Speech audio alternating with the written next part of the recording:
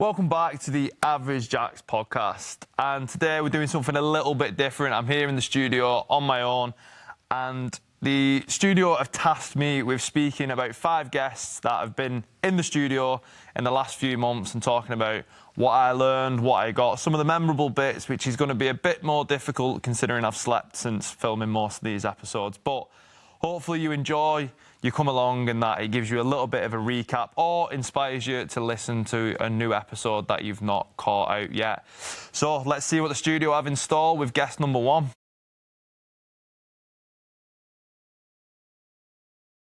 So guest number 1 was Sharon McSorley. Sharon is an amazing woman.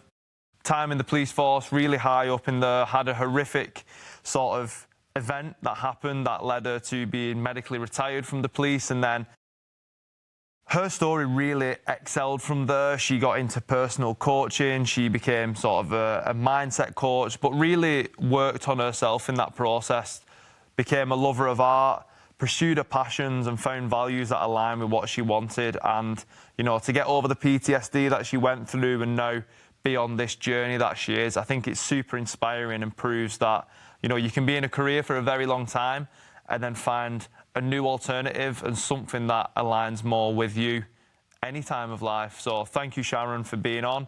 And let's have a look at who guest number 2 was.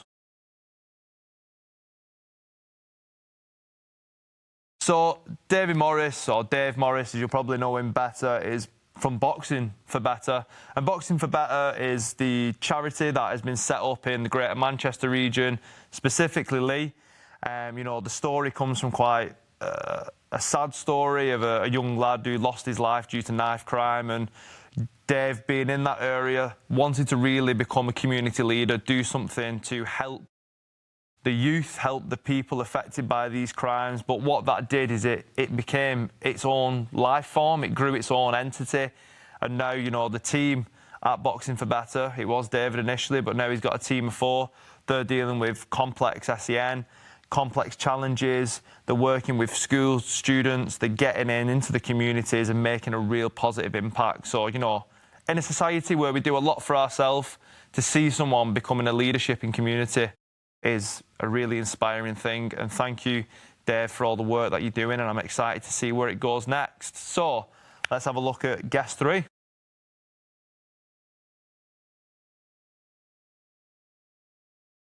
Guest 3 was none other than Jon Fox, and if you follow Jon on social media and you see what he does, and he's this big, energetic, confident personality, and he really is. I know him on a personal level, but I wanted to bring him on the podcast, and I wanted to scratch underneath that surface and showcase that the personas that we put on, persona's probably the wrong word, but the personas that we put on to social media aren't always the true reflection of who we are. So for Jon to come on and be as transparent about his childhood trauma, his journey through therapy, it was so emotional, it was so raw, it was so open. And to be honest, it's probably one of the most memorable podcasts I've done in the 76 that I've filmed. So, you know, I highly, highly recommend that to anyone who knows Jon, or anyone just who wants to see that therapy is something that can be really beneficial, even if you think it's not for you. So thank you, Jon. I'll forever appreciate the transparency that you shared on that episode, and it was a real beautiful conversation. Guest number 4, who've we got?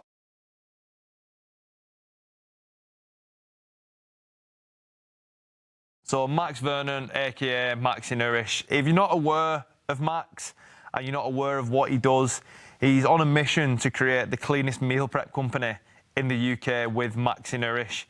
And, you know, what a massive task that is. When you speak to Max and you listen about his passion and his drive, he has one of the most relentless drives of someone that I've met.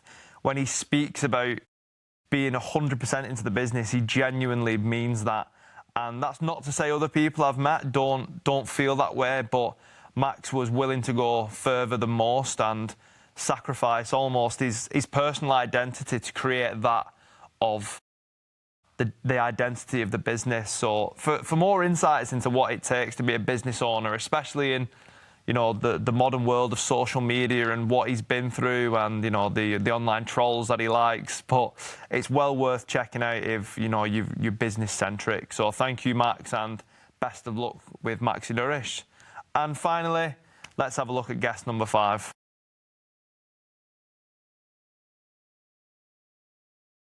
Grace Vella, episode 2. So not episode 2, a second appearance, should I word it better.